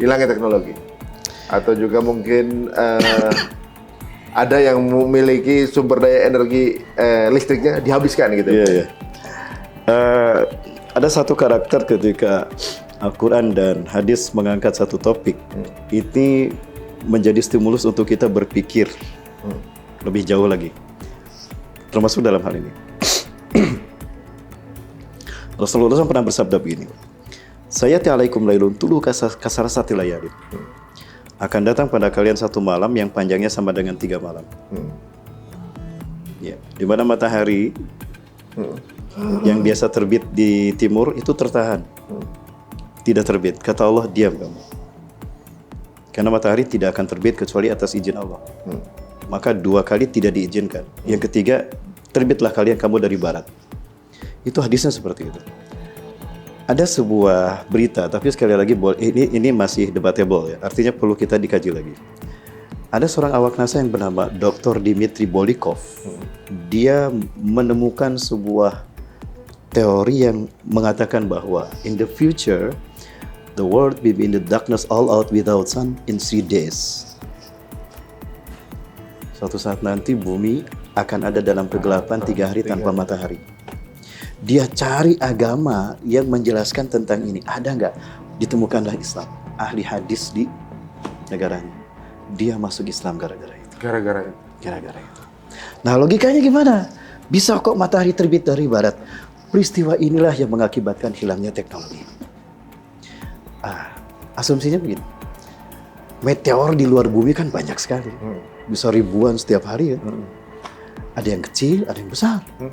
Nah, pernah ramai dan ini kemudian dibungkam, di-ban berita tentang Nibiru planet X. Nibiru ya. Akan menghantam bumi. Akan menghantam bumi. Ada banyak teori. Saya bagi dua, teori Jepang dan teori Eropa. Yang teori Jepang dari sisi logika dan nalar Quran hadis itu nggak nyambung. Kecil dan nabrak lurus, itu bumi akan terbakar semua. Kan ada kebangkitan Islam setelah itu. Oh, berarti tidak. Yang menarik apa yang dikatakan oleh NASA. Jadi benda ini, planet X ini, Nibiru ini, volumenya lebih besar dari bumi. Dan dia tidak nabrak bumi. Tetapi dia hanya mendekat saja lewat, tapi jaraknya mendekat. Nah, pertama Bin, dari sisi sains, bumi ini kan dia ada dalam orbit dengan berevolusi terhadap matahari sebagaimana 7 planet yang lain. Ada Merkurius, Venus, Mars, Jupiter, sampai Neptunus. Pluto sudah dieliminasi. Nah, terjadinya orbit karena memang seimbang antara planet dengan matahari. Karena gravitasinya kan seimbang. Kayak orang tarik tambang nggak diem kan, tapi dia berputar begitu. Nah, ketika benda langit Nibiru ini datang, dia tidak nabrak, tapi dia mendekat. Karena volumenya lebih besar dari bumi, maka bumi terkena imbasnya apa? Magnet bumi tertarik oleh magnet ini. Sehingga bumi pertama akan banyak gempa. Kayak orang tarik tambang kan tidak begini. Tapi, wah begitu kan.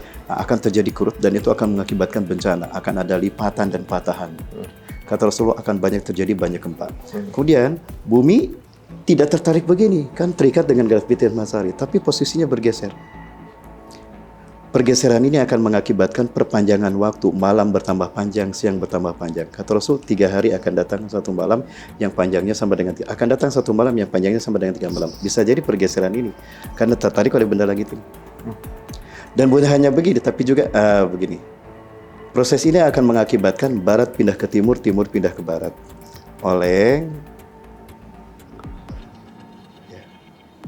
Dan ketika ada pada jarak terdekat, magnet bumi akan tertarik ke magnet ini. Sehingga habis magnet bumi, itulah cara proses teknologi hilang.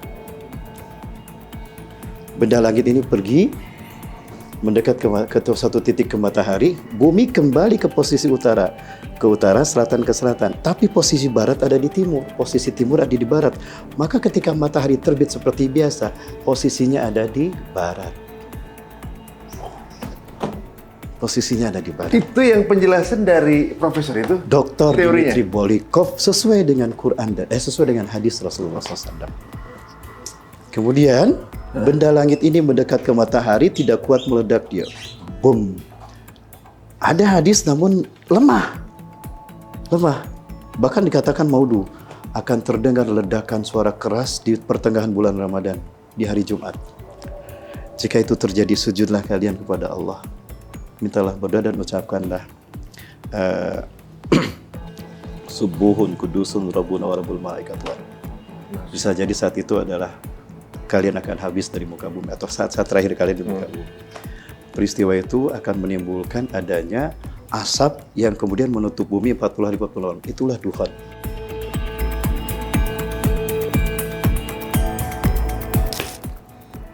Asap dari pecahnya itu? Pecahnya. Nyambungkan sains dengan 10 tanda besar kiamat.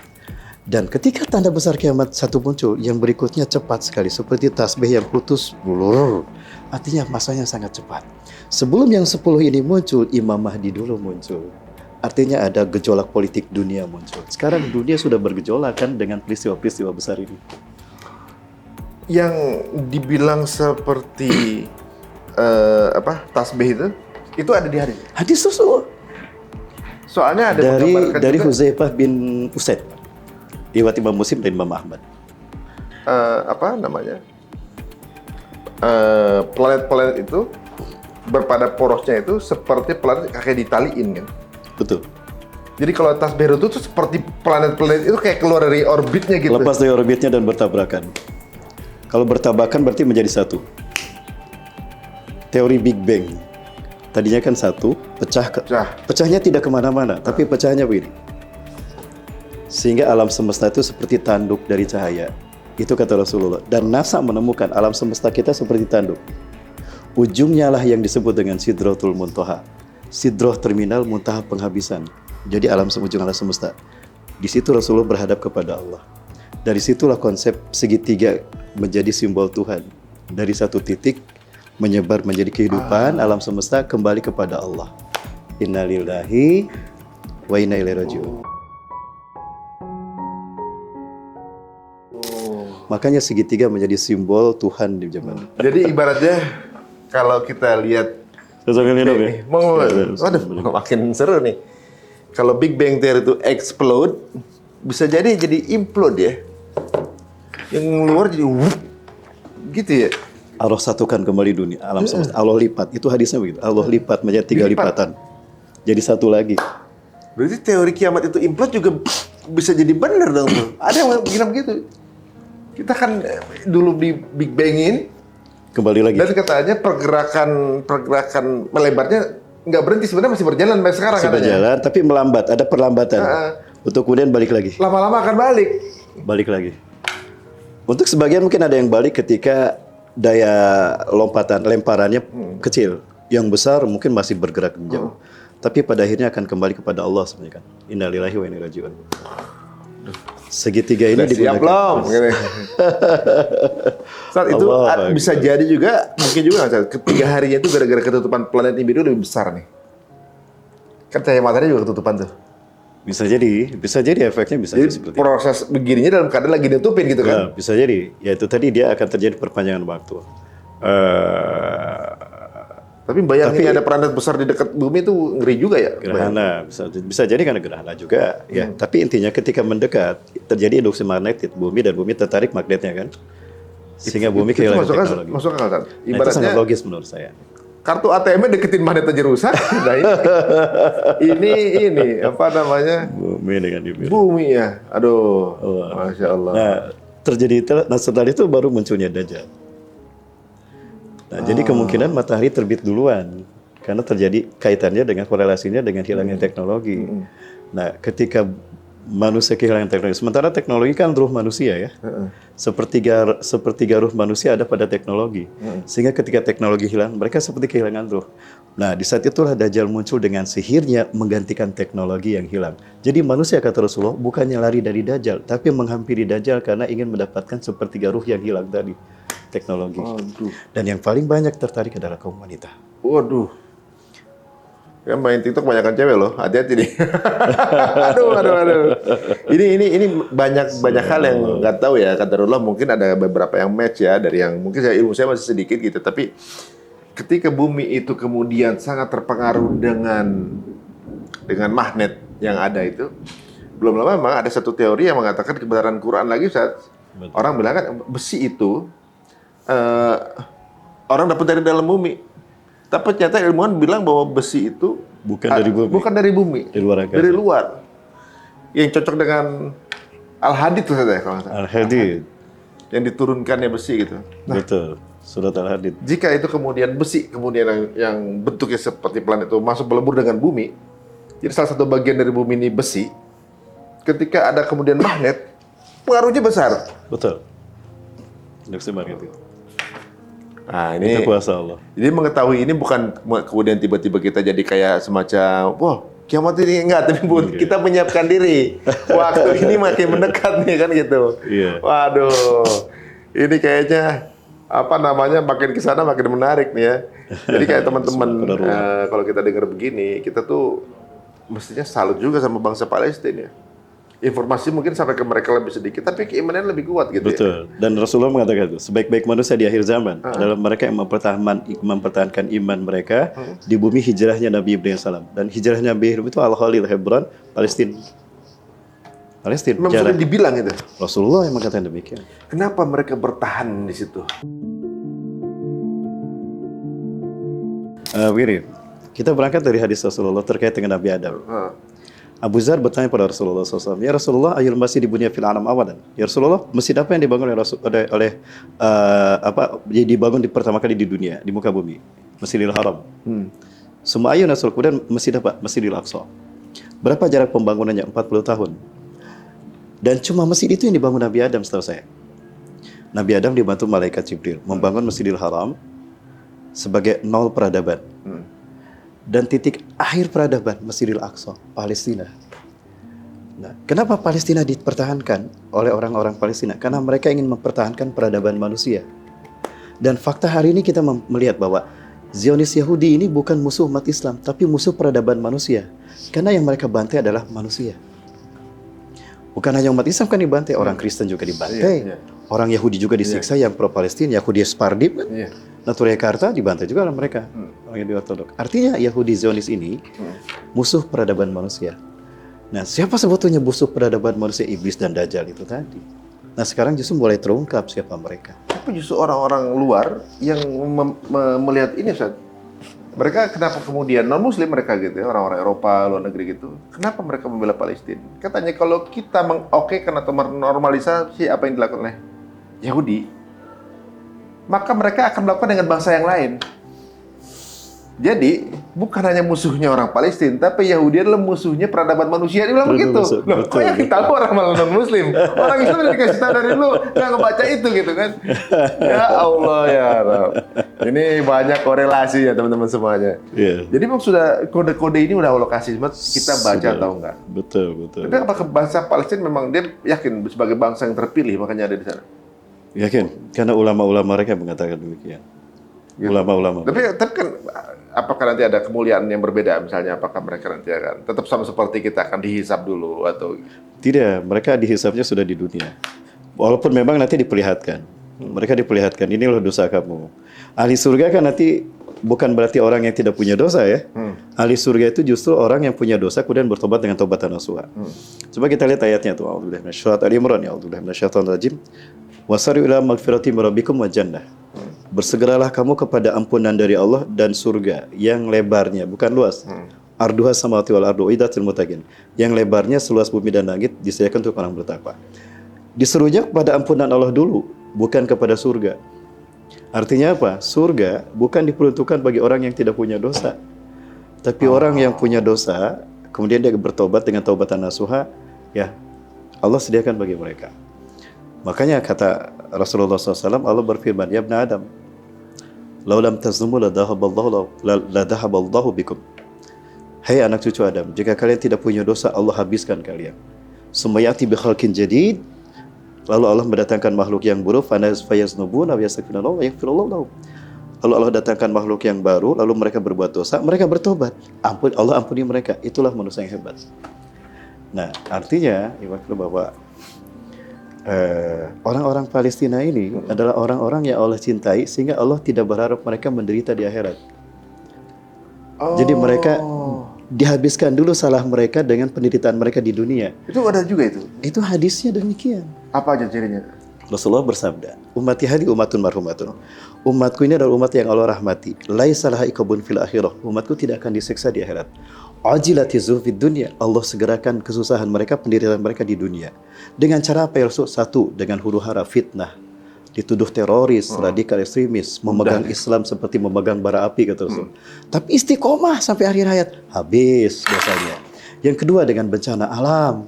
Habis fitnah, bencana alam. Bencana alam. Setelah bencana alam, wabil qasli, wabil kharaj, dibantai oleh musuh-musuh Islam. Habis dosa mereka, mereka masuk surga. Ciri mereka masuk surga, harum darah mereka.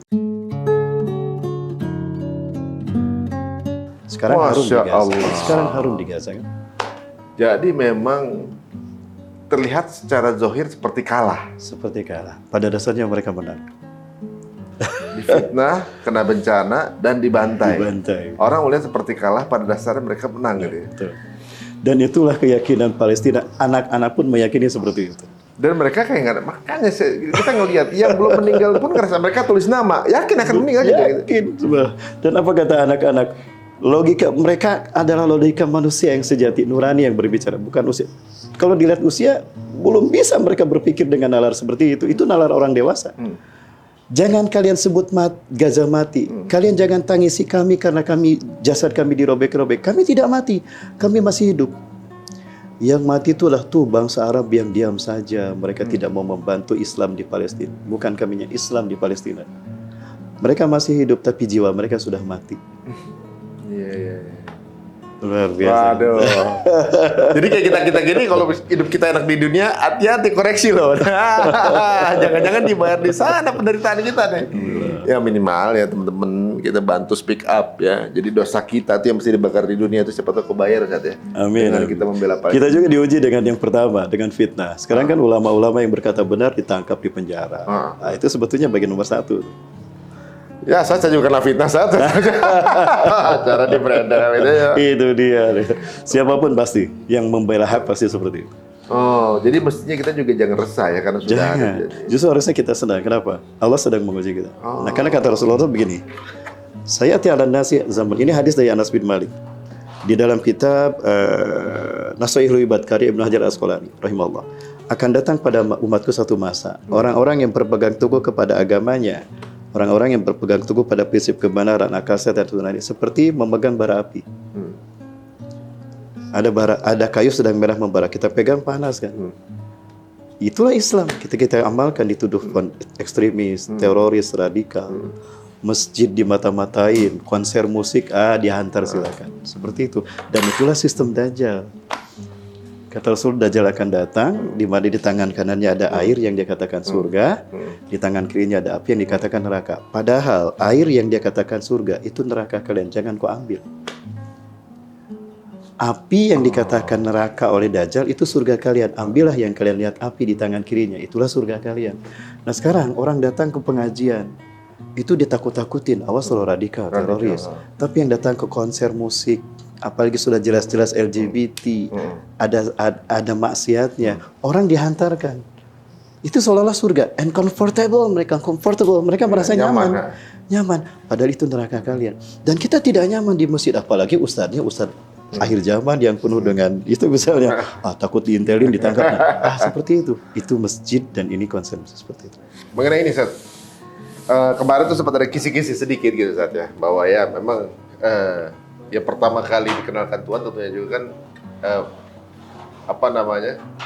keturunan Nabi Adam Ustaz ya. Ibaratnya karena Nabi Adam sudah tahu Allah gitu tentunya. Kemudian keturunan semuanya itu memiliki sesembahan yang berbeda-beda.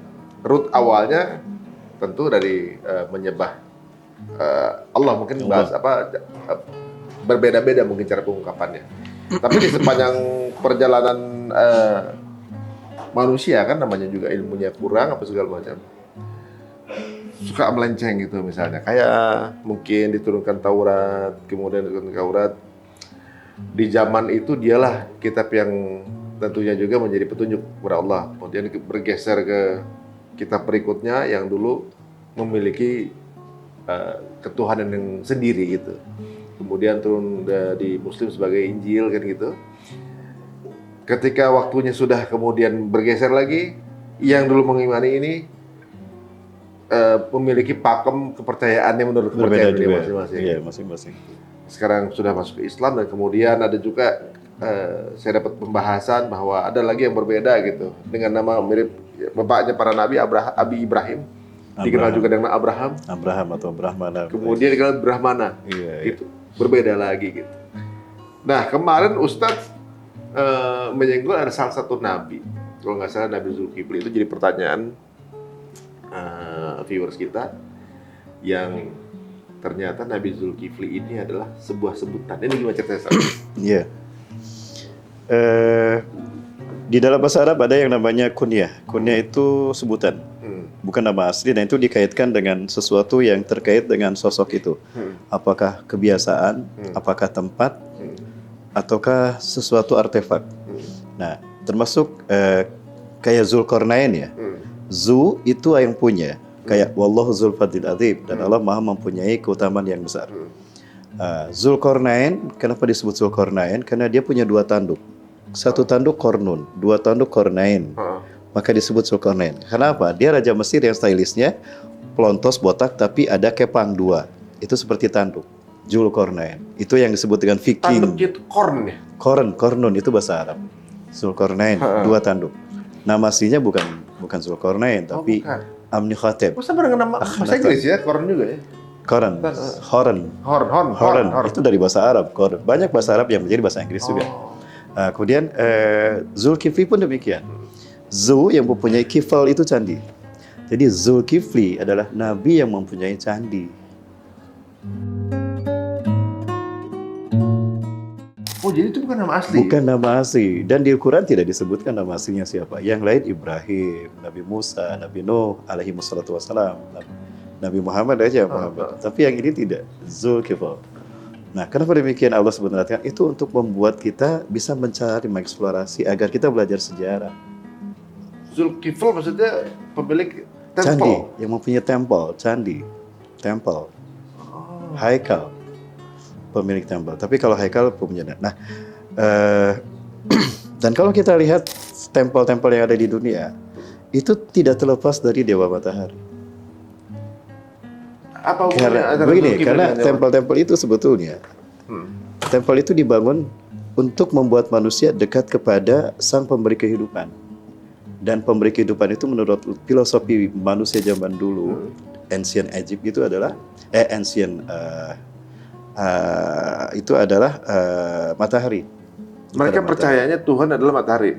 Tuhan itu matahari. Di zaman Nabi Ibrahim, Seperti mereka Nabi punya Ibrahim dewa juga matahari. mengira bahwa Tuhan itu matahari. matahari. Namrud itu mengaku dewa matahari. Karena memang benda yang paling ibaratnya mungkin kalau dibandingkan dengan benda-benda lain gitu. Yang punya efek langsung pada kehidupan itu matahari. Nah, maka banyak pengungkapan berbeda-beda, namun pada dasarnya sama. Kayak di Mesir ada piramida. Piramida kan dibangun tidak sembarangan. Dia ada vortex point dan itu terkait dengan energi. Orang dulu sudah tahu sumber energi itu matahari. Maka muncullah yang namanya piramida di Mesir, zigurat di Meksiko, ya, di suku Maya, suku Inca di Brazil, suku Maya Amerika Latin. Di Asia itu candi. Di Asia itu candi. Nah, maka Nabi Zulkifli ini tidak banyak disebutkan. Kemungkinan besar, ini ada ahli-ahli yang menyebutkan kemungkinan besar dia adalah nabi yang berdakwah di Asia. Nah, saya pernah bertemu dengan seorang mahasiswa sejarah di sebuah kampus ternama di Kota Bandung di Jawa Barat.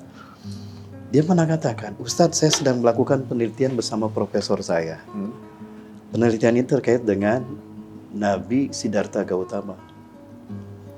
Satu itu. Yang kedua, terkait dengan kitab Brahmana. Di dalam kitab Brahmana ada sesuatu yang manuskrip yang tulisannya itu mengarah kepada akan munculnya cahaya dari timur dan dialah yang akan menerangi dunia, membawa kepada kedamaian dunia di muka bumi yang mengembalikan manusia pada makom kemanusiaannya. Mirip dong. Nah, yang kedua, Siddhartha Gautama ini ya adalah nabi yang terkait memang dengan dengan akhlak seperti itu. Nah, ada yang mengatakan dia adalah seorang nabi. Ya. Karena dalam kitab yang pernah dia tulis, kitab itu pun dia menyebutkan bahwa akan ada nanti dari timur seorang laki-laki yang bernama Ahmad. Dia akan membawa cahaya bagi umat manusia di dunia sehingga kegelapan itu tersingkap dengan kedatangan dan dengan wahyu yang dibawanya. Nah, hal ini yang kemudian menjadi stimulus untuk para pakar sejarah untuk melihat ada apa sebutnya di sana. Nyambunglah kepada pendapat bahwa Zulkifli itu adalah nabi yang memang berdakwah di lingkungan Asia, yang itu terkait dengan banyak candi. Yang intinya membuat orang berubah dari keyakinan candi kepada Dewa Matahari menjadi keyakinan kepada Allah Tuhan yang satu tadi. Nah, maka muncul berbagai macam teori sejarah kan. Ada Solomon dengan Sleman, Wonosobo, hutan Ratu Sabah. Tapi sekali lagi ini merupakan satu perjalanan panjang untuk memahaminya, kan akan banyak step by step yang harus kita lalui dalam pengkajian literatur. Jadi perlu kita bahas. Kalau kita bahas, boleh segala suatu saat kita bahas. Kita bahas yang lebih detail gitu ya. Boleh. Apakah ada hubungannya sama Sunda Empire gitu? Bisa jadi. Bisa jadi. Aduh, kayaknya ini menarik juga. Bisa jadi. Itu ada keterkaitan nih Ustaz? Ada, dan ini sudah di cross check oleh seorang pakar sejarah di Jawa Barat. Justru beliaulah yang mengangkat isu ini sehingga kita bisa menemukan adanya korelasi antara keyakinan ini dengan politik di negara yang ada keyakinan ini. Jadi ada sisi politik konspirasinya. Apa hubungannya bisa Sunda dengan penyembahan itu, ada hubungannya, Bang? Ada satu isu yang diangkat, wacana yang diangkat oleh seorang pakar sejarah bahwa ternyata Sunda ini, menurut beliau ya, bukan nama etnis tertua di Jawa Barat. Tetapi itu adalah nama dari dewa matahari. Sunda itu diambil dari 3 suku kata. Sunada, api agung yang abadi, dan itu matahari. Dan keyakinan kepada dewa api agung matahari ini, itu di Jawa Barat berada di Purwakretos, yang kemudian dikenal dengan nama Purwakarta. Di Purwakarta inilah leluhurnya dewa matahari. Sehingga istilah bagi leluhur dewa matahari tempat itu dinamakan Parahyangan. Parahyang, pak tempat, ra matahari, hyang leluhur. Parahyangan.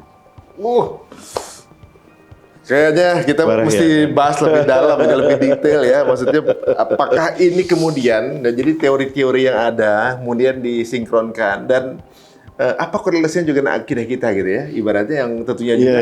Ini jadi menariknya begini, Ustaz. Dengan penjelasan Ustaz ini, saya juga jadi berpikir di kepala saya gini ya. Memang banyak sekali keyakinan gitu ya di dunia ini ya, bukan hanya Islam gitu ya. Tapi kok banyak kemiripan.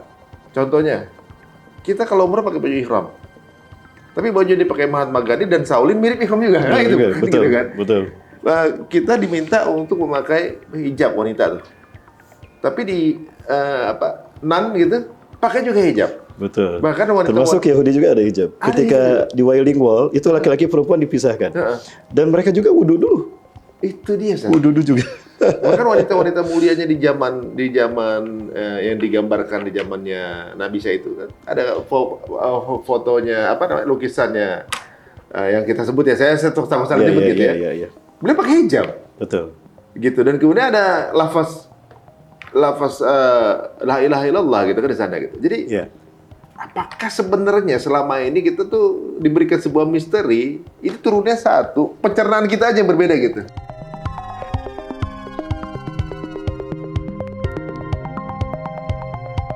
Mending ya kalau ada nabi, sehingga kebenaran itu bisa diperlihatkan seterang mungkin. Tapi setelah tidak ada nabi, sementara fitnah-fitnah itu masih eksis, bagaimana kita bisa memahaminya? Nah, inilah yang terkait dengan apa yang Rasulullah sampaikan, bahwa setelah kebenaran pada Quran dan Sunnahku terhenti, maka kebenaran berikutnya yang akan muncul bagi umatku sampai hari kiamat adalah mimpinya orang-orang beriman. Ru'yatus shadiqah minal mu'minin. Mimpinya orang-orang beriman. Nah, maka mimpinya para ulama keturunan Rasulullah SAW banyak bermimpi tentang ini. Nah, itu bisa menjadi clue bagi kita untuk menemukan kebenaran yang sesungguhnya untuk kita perjuangkan. Maka munculnya tokoh-tokoh yang fenomenal karena mimpinya. Seperti sekarang Imam Mahdi. Ada sosok dikaitkan Imam Mahdi ini kepada Muhammad Qasim kayak gitu. Nah, hal-hal semacam ini juga ini bisa menjadi bagi kita clue untuk kita memahami hal-hal yang selama ini menjadi misteri. Termasuk tentang Sunda Empire dan sebagainya. Itu juga bisa menjadi bagian. Yang mana kalau ini kita kaji secara ilmiah, itu akan menuntun kita pada kebenaran yang sesungguhnya. Ujung-ujungnya akan kembali kepada kausa prima. Dan itu adalah Allah. Allah adalah I am. Pada akhirnya akan kepada Allah. Dan inilah hidayah yang Allah berikan bagi orang yang konsekuen dengan hati nuraninya, dengan akal sehatnya, dan dia berharap ingin menemukan kebenaran yang sesungguhnya. Dan itu janji Allah. Man jahada fina lanahdiyalnahum subulana. Siapa yang sungguh-sungguh tentang kami, di jalan kami, mencari kami, akan kami tunjukkan jalan menuju kepada kami, kata Allah. Seperti itu. Waduh, sebenarnya memang kita sebagai umat muslim jangan berhenti untuk mencari, maksudnya mencari tahu ya. Walaupun mungkin sifatnya orang muslim itu samina wa ta'na. Yang dikasih tahu ya kita dengerin, kita ikutin aja gitu. Tapi jangan sampai kita jadi berhenti mencari tahu. Misalnya Ustaz ya. Misalnya gini, kita nggak boleh makan babi. Kita nurut aja nggak boleh makan babi gitu kan. Tapi kan orang di luar Islam ngerasa, kenapa nggak boleh makan babi? Diteliti sama dia. Tapi dapat ilmu pengetahuan lain mereka kan, ternyata memang banyak mudorotnya, ada cacingnya segala macam, ujungnya apa? Iya benar nggak boleh makan babi. Maksudnya kesimpulan akhir udah dikasih tahu. Nah, maksudnya kesimpulan akhir dikasih tahu. Cuma proses kesananya mereka butuh nyari dulu. Tapi ada keuntungan ilmu pengetahuan di sana kan gitu. Begitulah proses untuk lahirnya sebuah keyakinan akan kebenaran. Harus ada step by step kan. Yang pada akhirnya, oh iya benar. Nah itu lebih mudah untuk menjadi kuatnya keyakinan. Ketimbang sudah ditahu, kenapa ini, ya udah keyakinannya susah. Tapi justru dengan pencarian itu akan menjadi sebuah keyakinan. Begitulah cara Allah menuntun kita untuk mendapatkan hidayah. Ada hal lain yang kenapa babi diharamkan Allah, bukan hanya karena ada madorot seperti ada cacing pita, ada parasitnya, bukan. Apa itu? Konstruksi polipeptida DNA babi sama dengan DNA manusia. Memakan daging manusia haram. Babi. Berarti kayak kanibal dong? Sat, jadi banyak banget nih topik ini dijanjiin saja. Kok bisa? Dan konstruksi polipeptida DNA babi dengan manusia sama. Ingat di zaman Nabi Musa AS, mereka yang maksiat telanjang di laut, Allah kutuk bukan hanya menjadi kera, menjadi babi. Ketika Allah mengutuk seorang manusia karena perbuatan maksiat yang sudah berlebihan menjadi binatang, itu lebih dekat kepada babi dan kera. Karena konstruksi makanya DNA-nya sama dengan manusia. Nah ini nyambung nanti dengan filosofi tentang Pithecanthropus erectus, Homo sapien. Kok fosil-fosilnya mirip manusia? Itu adalah manusia yang Allah kutuk menjadi kera. Mereka mengisolasi diri. Ya, kemudian Allah hukum mereka, tanah yang di atas dibalik. Mereka ditenggelamkan Allah, sehingga tanah yang di bawah yang jutaan tahun itu diajari di atas, seolah-olah mereka terkubur sebagai fosil jutaan tahun yang lalu. Padahal Allah balik sebetulnya. Oh, ya Allah. Jadi kalau kita pikir kan waktu itu kalau nggak salah kalau makan daging hewan ada sifat-sifat kehewanan yang masuk. Itu dia. Jadi kalau karena DNA-nya mirip dengan manusia, sesungguhnya itu manusia yang punya perilaku seperti hewan itu. Itu manusia yang berarti dikutuk. sifatnya bisa ikut masuk. Sifatnya ikut masuk. Apalagi teman-teman, babi itu adalah hewan satu-satunya hewan yang LGBT. Hewan yang nggak perlu lawan jenis saja. Ya. Dan itu efeknya akan terlihat setelah lama gitu, kayak evolusi. Nah LGBT dulu tidak rame sekarang karena efeknya muncul belakangan ini akan meledak, bom. Makanya lebih banyak tumbuhnya di negara non-Muslim. Walaupun di negara Muslim ada yang juga menghalalkan babi. yang menghalalkan. Di negara yang menghalalkan babi karena banyak babi. Apalagi babi tuh makan segala hal kan. Betul. Kotoran dimakan, kencingnya diminum. Nanti kita juga menghalalkan segala cara tuh cari makan, gitu. Gitu Ustaz. Banyak hal ya, waduh. Sebenarnya luar biasa banget ya agama kita nih. Insya Allah mudah-mudahan dengan pencarian-pencarian ini bukan untuk menjauhkan kita dari Allah, tapi mudah-mudahan makin yakin ya Ustaz ya. Siap. Dari kalau di sini mungkin jadi lebih. Tadi perbicaraan kita yang singkat ini, besok di episode berikutnya kita akan bahas lebih detail lagi. Kalau saya secara pribadi, ibaratnya kita terdahulu perlu kita yakini memang benar saja. Betul. Walaupun ketika sudah berganti nabinya, maka sudah berpindah lagi kan. Taurat, kemudian berikutnya ke Quran gitu kan. Iya. Tapi agama para nabi satu sebetulnya. Satu sebenarnya. Satu yang Islam. hidup di zaman itulah agama benar. Yang berbeda itu Syariatnya. Karena kata Rasulullah, kami para nabi, agama kami satu. Nahnu masyarul anbiya dinuna wahidun wa syara'i'una mukhtalifun. Dan syariat kami berbeda. Syariat berbeda, maaf ibu sila, karena memang berbeda zaman. Karena syariat itu kompatibel. Dia menyesuaikan dengan Masanya. masa, dengan situasi. Jangankan zaman dulu, sekarang aja ada mazhab yang berbeda, fikih yang berbeda, kan? Apalagi zaman dulu. Itu syariat. Tapi kalau akidah sama. Akidah Islam. tetap. Ya. Dan juga saya mohon maaf nih, saya meminta maaf kepada siapapun yang mungkin memiliki akidah dan keyakinan yang berbeda dengan kami. Ketika sedikit kami menginjami itu, bukan berarti kami mendiskreditkan tidak, tapi ini merupakan bagian yang memang di dalam Islam kami harus membahas itu, tanpa dengan maksud ingin kita mendiskreditkan keyakinan lainnya. Tidak sama sekali, kami minta maaf. Termasuk juga kepada budaya dan budaya keyakinan tentang etnis dan sebagainya. Kami juga ini hanya merupakan sebuah stimulus bagi kita untuk kita lebih banyak belajar, cari tahu ya. Karena suatu saat ini akan menjadi sebuah manfaat yang mungkin akan membuat kita bersatu dalam sebuah kebenaran yang sesungguhnya. Amin. Itu yang kita harapkan. Tapi Ustaz, kalau ada yang ingin diskusi sama Ustaz gitu? Boleh, silakan. Saya terbuka sekali, saya terbuka. Dengan senang hati insya Allah. Waduh, kalau gitu ibaratnya kalau kita punya handphone, guys, kita pasti pengen pakai yang firmware terakhir nih, update terakhir. Sama seperti zaman ini, yang paling update terakhir diturunkan Allah. Ini adalah yang paling cocok insya Allah. Betul, insya Allah. Pasti insya Allah. Dan itu menjadi inspirasi besar bagi para ilmuwan yang pada akhirnya mereka menemukan keyakinan yang sesungguhnya. Masya Allah. Bismillah, mudah-mudahan memberikan banyak hidayah. Siap insya Allah. Dan amin, jangan kapok untuk kita undang lagi, Zat. Ini bukan hanya yang nonton kita, saya juga penasaran ya. Boleh. Benar ya, tapi mohon maaf kalau sebetulnya saya tidak banyak kekurangan ya. Siapapun banyak kekurangan. Tapi saya senang bisa berbagi, insya Allah. Ya, Dengan senang hati saya senang ini sekali justru bisa berbagi. membuka satu menyentil lah ibaratnya. Kita jadi kepengen tahu inilah yang mungkin nanti siapa tahu ada yang nonton kita punya pengetahuan yang lebih, kemudian mencari kita yang lebih harapkan, dalam, betul, menyempurnakan apa yang sudah kemudian yang benar ini salah gini Betul. akan lebih kasanahnya lebih luas lagi gitu ya. Itulah pentingnya kita bersatu berjamaah ya. Bismillah, mudah-mudahan. Saling menguatkan. Jazakallah khairan Ustaz. Amin wa iyyakum, Allah yubarik fik, hayakumullah. Dimudahkan lagi langkahnya ke sini Ustaz. Sama-sama, Mas Ri juga sama-sama dimudahkan dan kita dilindungi Allah semua ya. Amin ya rabbal alamin.